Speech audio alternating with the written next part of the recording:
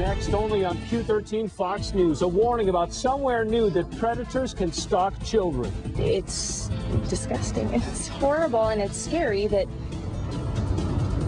nothing is safe. A closer look at the danger and the steps your family can take right now to make yourself less of a target. As a parent, many of us already know about online stranger danger and your kids, so you probably keep a close eye on their computer use. But now there is a new threat, and it's scary. High-tech traps where predators can find a way to your children. Here's Q13 Fox News reporter Darren Dito with a family safety special report. You have to destroy those things. You can. In living rooms across the Seattle area, you'll find kids just like these, frantically punching away at the controls of their Xbox or other favorite gaming system, all to save the galaxy from imaginary evil. The police say there's a real evil out there, always looking for a new way to find kids. Now we've provided a new playground for strangers, the world. And now they can talk to these kids using PlayStation and Xbox.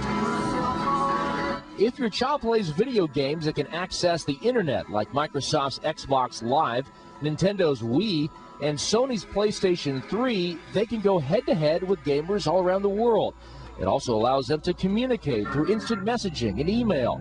Tim Lucky with the Seattle Police Department says sexual predators are now using these gaming systems to stalk children. And you end up giving them enough information to where they do come or have you meet them somewhere.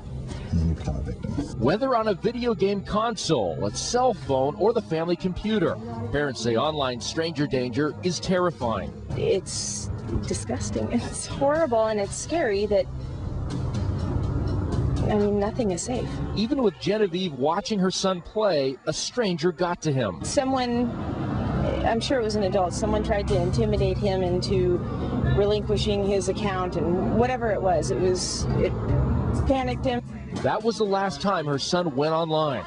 Other parents wonder if these online predators can be stopped. If you're plugged into hundreds of different people from all over the world, you really can't avoid it. So I've got to go in there, input my code.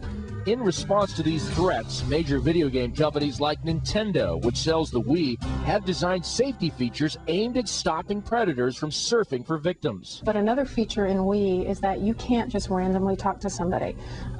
If you're sending mail, you have to register your friend, and you only send mail with your friends. Plus, you have to enter a privacy code, which is known by both parties. A stranger wouldn't have access to your code. Also, as a parent, you can ban internet use by using the Wii parental control system. The Microsoft Xbox 360 and Xbox Live have many of the same safety features. If your child wants to add a friend, mom or dad or the caregiver would have to authorize that friend. So you're guaranteed that those friends are the only people that your children are playing with. Microsoft's Molly O'Donnell says parents use a credit card to authorize the account and add only those friends to the system. Sony's PlayStation 3 and its PlayStation Portable also have parental controls that can block internet use. Once again, the parent chooses a password to restrict access. If you want to know not just who your child is talking to, but what he or she is saying, check the game's message boards. For example, with the Nintendo Wii, conversations between gamers are displayed like this on a message board that parents can check. But while gaming companies work to keep predators away, police say they're popping up in another place. Then it went to cell phones. Now you can do all the instant messaging back and forth through your AOL, your Yahoo, MSN accounts right through your cell phone. Seattle PD's Tim Lucky says this type of internet access is just as dangerous. So they can find you and they just instant message you through the system. Lucky says it's important for parents to ask their kids who they're texting and talking with on their cell phones.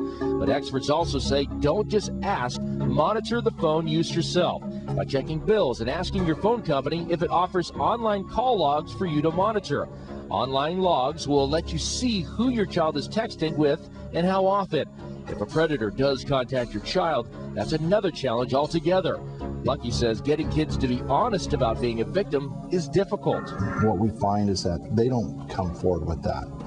The teens won't come forward for fear of losing their game consoles, or their cell phones. Police say gaming companies are taking steps to help families protect kids through parental controls, but ultimately, it's up to parents to keep their kids safe. We give you the tools, and parents need to use them. Be aware of it and use it. Set it up. Don't just hand these devices to the children and let them do it. I'm Darren Dito for Q13 Fox News.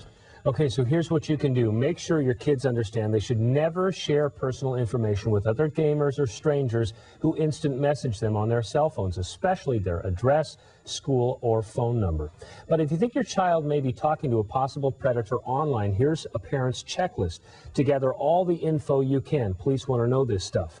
Do you have a chat log of the child's conversation? Do you have name, email, address, or screen name for the suspect? Did the suspect provide a meeting location to your child? Did the suspect give a phone number?